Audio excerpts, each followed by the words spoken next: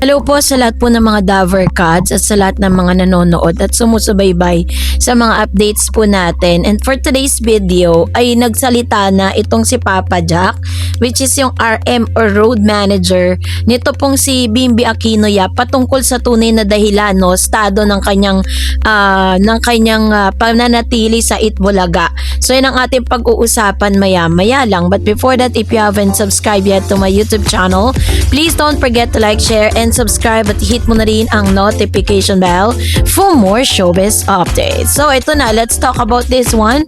At bago tayo magpatuloy, let's watch this short video clip. Po yung mami niya. Babantay po ng mami niya. Kaya Bim, I miss mo lang kay Gil. Hintayin niyo lang po. Babalikin po si Bim. Sa isang TikTok live nitong si Papa Jack kahapon, no, afternoon po yan, nag-live siya at hindi po siya tinigilan ng ilang mga fans na tanungin at usisain patungkol sa tunay na estado or tunay na kalagayan ni Bimby kasi nga for almost 2 weeks na hindi natin siya nakita sa Itbulaga. And finally, ay sinagot po ito straight, no? They gave the statement straight to the point kung ano ba talaga yung dahilan. Kasi sa panahon ngayon na isang post lang, isang larawan o isang simpleng pagkawala sa isang event ay pwedeng maging topic ng buong social media. Hindi talaga may iwasan na magkaroon ng maraming tanong ang publiko kapag hindi nakikita ang isang kilalang personalidad. At isa sa mga pangalan na mapag-uusapan kaugnay nito ay si Bimby Aquino. May mga pagkakataong hindi siya nakikita sa ilang pampublikong kaganapan or obligasyon at natural lamang na magkaroon ng curiosity ang mga tao. Nasaan na kaya siya? Bakit hindi siya dumalo? May nangyari ba? Bakit parang tahimik siya ngayon? Pero sa gitna ng lahat ng tanong na yon ay may isang mahalagang bagay na dapat nating tandaan na hindi lahat ng bagay na hindi natin nakikita ay nangangahulugang may kontrobersya.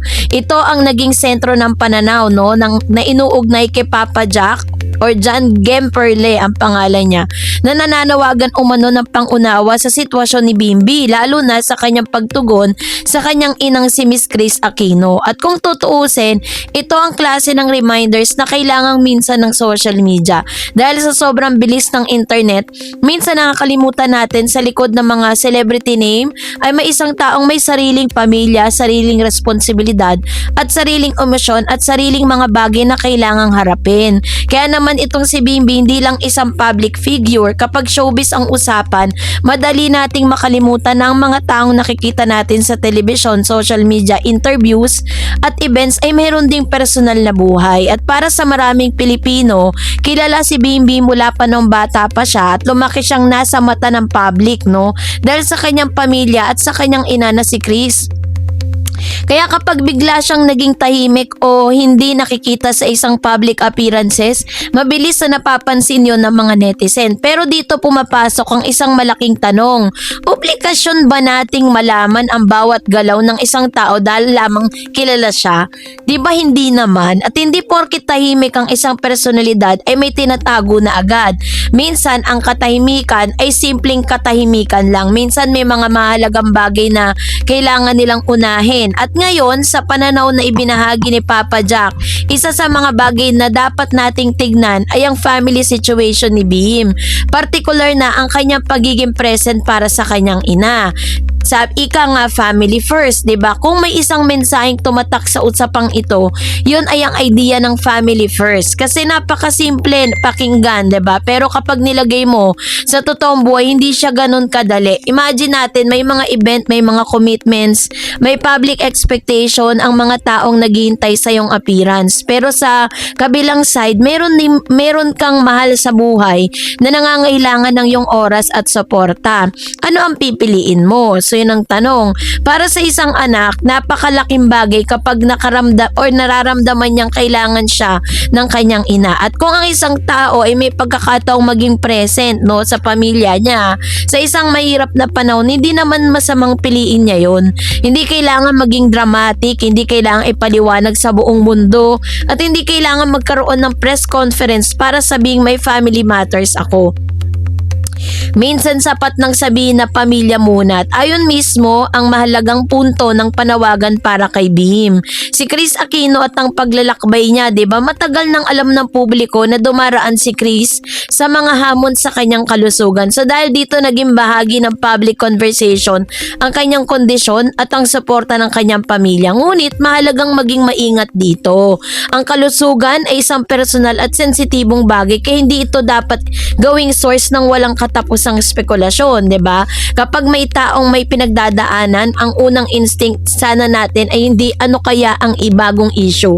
Sino lumabas porket hindi na siya nakikita sa Itbulaga may issue na agad, 'di ba? Kundi sana okay sila, 'di ba? Ibang klase ang empathy kapag hindi mo hinihinga ng kapalit. At kung ang dahilan kung bakit mas pinipili ni Bimbi ang privacy at family time ay dahil nais niyang maging malapit sa kanyang ina, dapat nating respetuhin yon. Hindi natin kailangan malaman ng buong internet ang bawat detalye. Bakit minsan kailangan din ng distansya sa showbiz? Ang showbiz world ay mabilis. May event ngayon, may interview bukas, may bagong content sa susunod na araw. At sa social media ay parang kailangan laging may bagong update. Pero ang isang tao hindi machine. Hindi siya kailangan available 24/7. Hindi rin ibig sabihin na kapag hindi siya active ay wala na siyang pakialam sa kanyang mga supporters, 'di ba? Hindi rin ibig sabihin na kapag siya ay active ay wala siyang pakialam sa kanyang mga kung ano man yung mga nag-aantay sa kanya. May mga panahon talagang kailangan mong umatras, huminga, mag-focus at piliin ang mga bagay na mas mahalaga, 'di ba? Sa kaso kasi ni Bimbi, kung ang kanyang priority ay yung kanyang pamilya, lalo na ang kanyang ina, naintindihan kung bakit maaaring hindi niya unahin ang lahat ng public obligation. Hindi ito nangangahulog ang ayaw niya sa publiko. Hindi rin ibig sabihin na tinatalikuran niya yung kanyang karera. Maaari lamang itong nangangahulugan na may panahon sa buhay na kailangan mong unahin ng taong pinakamahalaga sa iyo. 'Di ba? Kaya naman 'di ba, ito yung pinakamalaking challenge ngayon. Isang araw lang na hindi nag-post ang isang celebrity, may magko-comment, may problema kaya, may sasagot, baka may nangyari. May isang maglalagay ng sariling teorya hanggang sa ilang oras lang ay meron ng buong narrative. Pero ang tanong, may confirmation ba? Kung wala, spekulasyon lamang yun. Fake news yun. At delikadong spekulasyon kapag tungkol sa personal na buhay ng isang pamilya.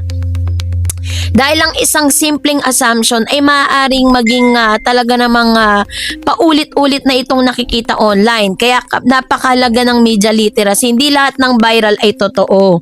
Hindi lahat ng comment ay impormasyon. Hindi lahat ng teorya ay may basihan. At hindi lahat ng katahimikan ay may nakatagong kontrobersya. Siguro po isa pang mahalagang punto sa mensaheng inuugnay ni Papa Jack ay ang panawagan para sa pagiging respectful. No? Ang honesty, kailangan talaga natin to dahil may tendency na ang internet ang gawing entertainment na personal na buhay ng ibang tao. Kapag may celebrity na umiiwas sa camera, may tanong. Kapag hindi sumagot, may issue. Kapag hindi dumalo, may rumor. Kapag tahimik, conspiracy theory.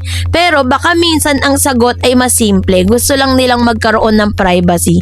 At ang karapatang yon ng bawat tao, kahit kilala, kahit mayaman, kahit galing sa sikat na pamilya, kahit maraming followers, no? Ang pagiging public figures ay hindi nangangahulugang nawawala ng karapatan sa personal space. Hindi lahat ng absence ay issue agad. Kasi napakaganda ring pag-isipan ng konsepto ng absence. Kapag hindi natin nakita ang isang tao, ang unang tanong bakit? Pero hindi natin dapat agad sundan yun ng may problema ba? O yun kasi iniisip ng marami. Magkaiba kasi yung dalawang bagay. Ang isang tao ay maaaring absent dahil family responsibility or maaari ding personal commitment or maaaring nagre-rest or nagpapahinga. Maaaring ayaw lang muna niyang humarap sa publiko at maaaring marami pang ibang dahilan na hindi naman kailangan malaman ng buong mundo. Kaya kung walang malinaw na pahayag mula sa mismong taong involved o sa kanyang pamilya, mas mabuting wag tayong gumawa ng sariling conclusion, 'di ba? So yung pagliban po dito ni Mr. Bimbi, ito po yung nangangahulugan lang na siya po ay talagang alam niya kung ano yung priority niya eh. Alam niya kung ano yung kailangan niyang gawin. Yun ay bantayan at alagaan yung kanyang nanay, 'di ba? According to Mr. Jack Salvador, na hindi naman po nila kailangan na sabihin at parang ipagsigawan sa mundo na naka-leave lang siya, hindi po siya umalis sa Itbulaga. Hindi naman po nila kailangan na every now and then lahat i-update nila tayo, 'di ba? May mga bagay din talaga na kailangan kinikip it secret na lang nila. Lalo-lalo na yung privacy sa kalagayan ng kanyang ina, although alam na ng lahat, 'di ba? And that's it for today. For more videos and updates, please don't forget to like and subscribe, and please don't forget to follow my Facebook page, Dar Eds TV and Dar Eds channel. God bless everyone.